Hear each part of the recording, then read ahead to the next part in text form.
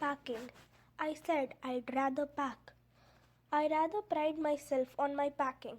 Packing is one of those many things that I feel I know more about than any other person living. It surprises me myself sometimes how many such things there are. I impressed the fact upon George and Harris and told them that they had better leave the whole matter entirely to me. They fell into the suggestion with a readiness that had something uncanny about it. George spread himself over the easy chair and Harris cooked his leg on the table. This was hardly what I intended. What I had meant, of course, was that I should boss the job, and that Harris and George should potter about under my directions. I pushing them aside every now and then with, "Oh, you, here, let me do it." There you are, simple enough. Really teaching them, as you might say. They're taking in the way they did irritated me. This is nothing does irritate me more than seeing the other people sitting about doing nothing when I'm working. I lived with a man once who used to make me mad that way. He would loll on the sofa and watch me doing things by the hour together. He said it did him real good to look on at me messing about. Now, I am not like that. I can't sit still and see another man slaving and working. I wanted to get up and suspended and walked round with my hand in my pocket and tell him what to do. It is my energetic nature. I can't help it. However, I did not say anything but started the packing. It seemed a longer job than I had thought it was going to be, but I got the bag finished at last, and I sat on it and strapped it. "Ain't you going to put the boot in?" said Harris, and it looked round and found I had forgotten them. That's just like Harris. He couldn't have said a word until I'd got the bag shut and strapped, of course. And George laughed, one of those irritating, senseless laughs of his. They do make me so wild. I opened the bag and packed the boots in, and then just as I was going to close it, a horrible idea occurred to me. Had I packed my toothbrush? I don't know how it is, but I never do know whatever I have packed whether I have packed my toothbrush. My toothbrush is a thing 1 hour 5 minutes completed.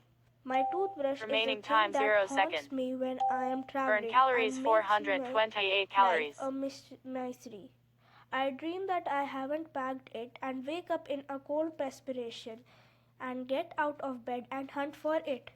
And in the morning I packed it before I had used it and have to unpack again to get it, and it is always the last thing to I turn out of the bag, and then I repeat and forget it and have to rush upstairs for it at the last moment and carry it to the railway station wrapped up in my pocket handkerchief.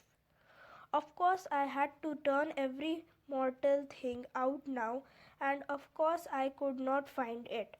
I rummaged the things up into much the same state that they must have been before the world was created and when chaos reigned.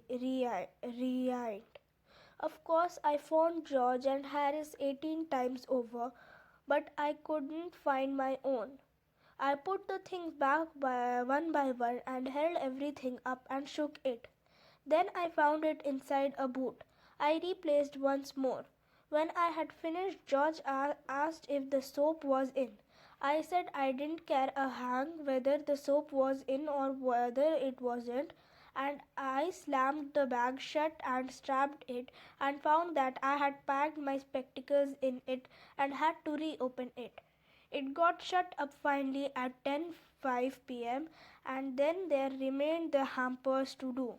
Harris said that we should be wanting to start in less than 12 hours time and thought that George had better better do the rest, and I agreed and sat down, and they had to go.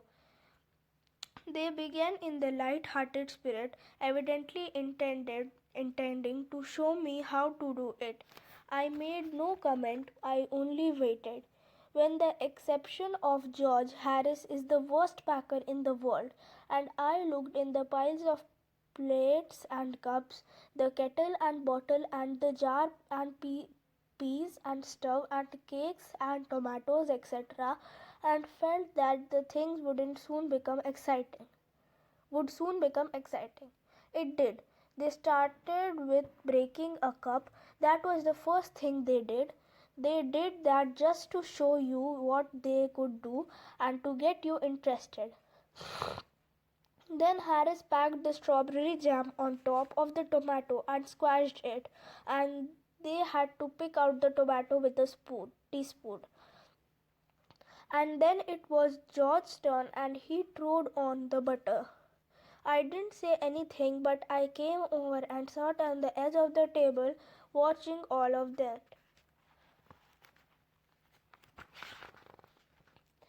It irritated them more than anything I could have said.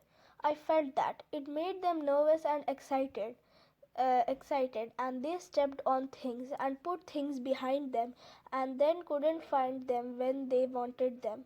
And they packed the peas at the bottom and put heavy things on top and smashed the peas in. They upset salt over everything, and as for the butter, I never saw two men do more with 1 and 2 pence worth of butter in my whole life than they did. After George had got it off his slipper, they tried to put it in the kettle. It wouldn't go in, and what was what was in wouldn't come out. They did scrape it out at last and put it down on a chair, and Harris sat on it, and it stuck to him, and they went looking for it all over the room. I'll take my oath to put it down on that chair, said George, staring at the empty seat. I saw you do it myself not a minute ago, said Harris. Then they started round the room again looking for it, and then they met again in the center and stared at one another. Most extraordinary thing I ever heard of, said George. So mysterious, said Harris. Then George got round at the back of Harris and saw it. Why, here it is all the time, he exclaimed 1 hour 10 minutes completed. Remaining time 0 second. Indignantly. Burn calories 461 calories. Packing. I said I'd rather pack. I rather pride myself on my packing. Packing is one of those many things that I feel I know more about than any other person living. It surprises me myself sometimes how many such things there are. I impressed the fact upon George and Harris and told them that they had better leave the whole matter entirely to me. They fell into the suggestion with a readiness that had something uncanny about it. George spread himself over the easy chair, and Harris cooked his leg on the table. This was hardly what I intended. What I had meant, of course, was that I should boss the job, and that Harris and George should potter about under my directions. I pushing them aside every now and then with, "Oh, you, here, let me do it."